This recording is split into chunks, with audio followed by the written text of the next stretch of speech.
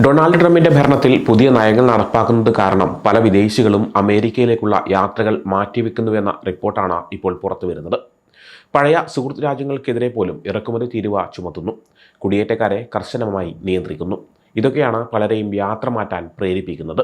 America അതിർത്തികളിൽ കൂടുതൽ നിയമങ്ങൾ നടപ്പാക്കുന്നു. ഇത് കാനഡയിൽ നിന്നും യൂറോപ്പിൽ നിന്നും വരുന്ന വിനോദസഞ്ചാരികളെ തടങ്കലിൽ വെക്കാൻ കാരണമായി.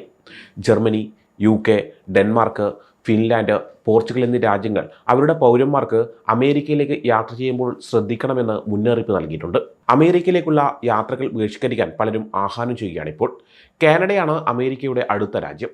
അവിടെ നിന്ന് ഏകദേശം 2 കോടിയിലധികം ആളുകൾ ഓരോ വർഷവും അമേരിക്ക സന്ദർശിക്കാറുണ്ട്.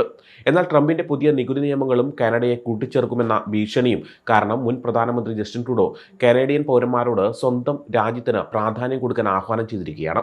ഇപ്പോൾ കാനഡ തിരഞ്ഞെടുക്കാനുള്ള സമയമാണ്. ഒരുപക്ഷെ നിങ്ങളുടെ അവധിക്കാല യാത്രകൾ കാനഡയിൽ തന്നെയാക്കാം എന്നാണ് അദ്ദേഹം ജനങ്ങളോട് പറഞ്ഞത്. ട്രൂഡോയുടെ ആഹ്വാനം കനേഡിയൻ പൗരന്മാർ സ്വീകരിച്ചു എന്ന് തന്നെ പറയേണ്ടി വരും. പലരും അമേരിക്കൻ യാത്രകൾ ബഹിഷ്കരിക്കാൻ തുടങ്ങി. ഫെബ്രുവരിയിൽ അതിർത്തി കടന്നുപോയ എണ്ണം 20% കുറഞ്ഞു എന്ന് കാനഡയിലെ സ്റ്റാറ്റിസ്റ്റിക്സ് കണക്കുകൾ പറയുന്നു. US ട്രാവൽ അസോസിയേഷൻ പറയുന്നത് കാനഡയിൽ നിന്നുള്ള വിനോദസഞ്ചാരികളുടെ എണ്ണം 10% കുറഞ്ഞാൽ ഏകദേശം $2.1 ബില്യൺ നഷ്ടം വരും. കൂടാതെ 14,000 തൊഴിലവസരങ്ങൾ ഇല്ലാതാകും എന്നുമാണ്. നയങ്ങളിലെ മാറ്റങ്ങൾ കാരണം ചില കനേഡിയൻ പൗരന്മാർ അമേരിക്കയെ ഒഴിവാക്കുന്നു. മറ്റു ചിലർ പഴയ സുരക്ഷിതത്വം അവിടെ പോകുമ്പോൾ തോന്നുന്നില്ല എന്ന് പറഞ്ഞ് പിന്മാറുന്നു. ഞാനും എൻ്റെ പങ്കാളിയും ഈ വർഷം US യാത്ര വേണ്ടെന്ന് വെച്ചു. അതിർത്തി കടന്നു പോകുമ്പോൾ എന്തെങ്കിലും പ്രശ്നമുണ്ടാകുമോ എന്ന് ഞാൻ ഭയപ്പെടുന്നു. ട്രംപിന് കാനഡയോടുള്ള വെറുപ്പ് കാരണം അവിടെ സന്ദർശിക്കാൻ ഒരു പേടി തോന്നുന്നു എന്നാണ് കനേഡിയൻ യാത്രാമാധ്യമ പ്രവർത്തകയായ കേറ്റ് ഡിംഗ്വാൾ പറയുന്നത്. മോൺട്രിയലിൽ താമസിക്കുന്ന എഴുത്തുകാരനും ഹാസ്യനടനുമായ കീത്ത് സെറി ന്യൂയോർക്ക് സിറ്റിയിൽ ഏപ്രിൽ നടക്കാനിരുന്ന 5 പരിപാടികളാണ് റദ്ദാക്കിയത്. ന്യൂയോർക്ക് സിറ്റി ഫ്രിഞ്ച് ഫെസ്റ്റിവലിലെ 4 ഷോകളും ഇതിൽ ഉൾപ്പെടുന്നു. ട്രംപിന്റെ ചില തീരുമാനം കാരണം ന്യൂയോർക്കിൽ എൻ്റെ കല അവതരിപ്പിക്കാൻ കഴിയില്ല. എങ്കിലും സത്യം പറഞ്ഞാൽ എനിക്ക് US യാത്ര ചെയ്യാൻ പേടിയുണ്ട്. കൂടാതെ ഒരു ശത്രുരാജ്യത്തിൻ്റെ സാമ്പത്തിക സ്ഥിതിക്ക് എൻ്റെ പണം കൊണ്ട് ഒരു സഹായം ചെയ്യാൻ ഞാൻ ആഗ്രഹിക്കുന്നില്ല എന്നാണ് അദ്ദേഹം ഫേസ്ബുക്കിൽ കുറിച്ചത്.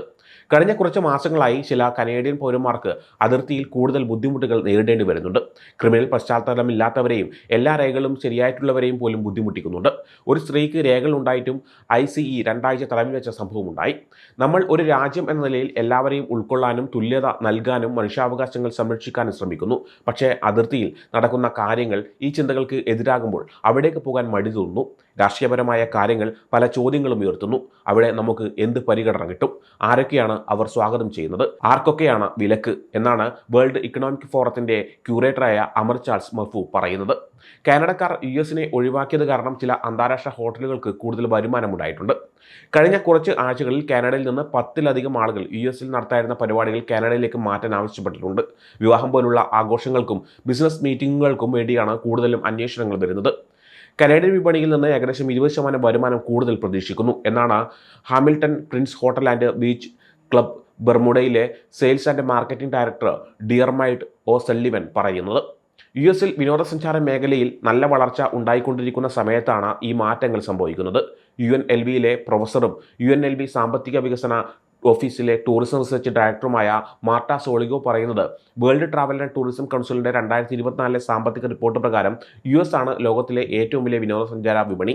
US ടൂറിസം മേഖലയിൽ നിന്ന് $2.36 ട്രില്യൺ വരുമാനമുണ്ടായി. കൂടാതെ US bureau of labour statistics പറയുന്നത് വിനോദ മേഖലയിൽ 8 ലക്ഷത്തിലധികം തൊഴിലവസരങ്ങൾ ഉണ്ടാകുമെന്നാണ്. ഈ കണക്കുകൾ US സമ്പദ് വ്യവസ്ഥയിൽ ടൂറിസം മേഖലയുടെ പ്രാധാന്യമാണ് കാണിക്കുന്നത്. കൂടുതൽ വിനോദസഞ്ചാരികൾ വരുന്നത് കുറഞ്ഞാൽ അത് US സാമ്പത്തിക വ്യവസ്ഥയെ ദോഷകരമായി ബാധിക്കും. വലിയ ഹോട്ടൽ ശൃംഖലകളെയും ചെറിയ കടകളെയും ഇത് ഒരുപോലെ ബാധിക്കുമെന്നും സോളിഗോ കൂട്ടിച്ചേർത്തു. യാത്രാ രീതിയിലുള്ള മാറ്റം US സാമ്പത്തിക വ്യവസ്ഥയിൽ പ്രതിഫലിക്കാൻ തുടങ്ങിയിട്ടുണ്ട്. ടൂറിസം എക്കണോമിക്സ് അവരുടെ US യാത്രാ പ്രവചനം 8.8% വളർച്ചയിൽ നിന്ന് 5.1% ഇടിവിലേക്ക് മാറ്റി. ഇതിന് കാരണം യാത്ര ചെയ്യാനുള്ള ബുദ്ധിമുട്ട്, ഇറക്കുമതി തീരുവ, US യാത്ര കൂടുതൽ ചെലവേറിയതാകുന്നു എന്നിവയൊക്കെയാണ്. യാത്രാ നിരോധനവും US യാത്ര കുറയുന്നതും ടൂറിസം മേഖലയെയും സാമ്പത്തിക വികസനത്തെയും സാരമായി ബാധിക്കുമെന്നാണ് ട്രംപിന്റെ ആദ്യ ഭരണകാലത്ത് കാലിഫോർണിയയുടെ ഡെപ്യൂട്ടി ക്യാബിനറ്റ് സെക്രട്ടറിയും സ്റ്റേറ്റ് ഫെഡറൽ കോർഡിനേറ്ററുമായ ജെഫ് ലീ പറയുന്നത്. ലീയുടെ റിപ്പോർട്ട് പ്രകാരം 2023 കാലിഫോർണിയയിൽ മാത്രം അന്താരാഷ്ട്ര വിനോദസഞ്ചാരികൾ $24 ബില്യൺ അധികം വരുമാനമുണ്ടാക്കി. ഇത് നഷ്ടപ്പെട്ടാൽ സാധാരണക്കാരെയും സർക്കാരിനെയും ദോഷകരമായി ബാധിക്കും. ഇതിന്റെ ഫലമായി ഉണ്ടാകുന്ന നഷ്ടം അളക്കാൻ കഴിയില്ല. പക്ഷേ ബഹിഷ്കരണങ്ങൾ ഇതിനെ കൂടുതൽ മോശമാക്കുമെന്നും അദ്ദേഹം പറയുന്നു. യുഎസിലേക്കുള്ള യാത്രകൾ ബഹിഷ്കരിക്കുന്നത് രാജ്യത്തെയും സർക്കാരിനെയും ബാധിക്കും. അതുപോലെ ടൂറിസം വരുമാനം കുറയുന്നത് സാധാരണക്കാരെയും ചെറുകിട കച്ചവടക്കാരെയും പ്രതികൂലമായി ബാധിക്കുമെന്ന് ചില സംഘടനകൾ മുന്നറിയിപ്പ് നൽകിയിട്ടുണ്ട്. യുഎസ് ബിസിനസ്, പ്രൊഫഷണൽ, ഇവന്റ് മേഖലകളിൽ 99% ചെറുകിട കച്ചവടക്കാരാണ്.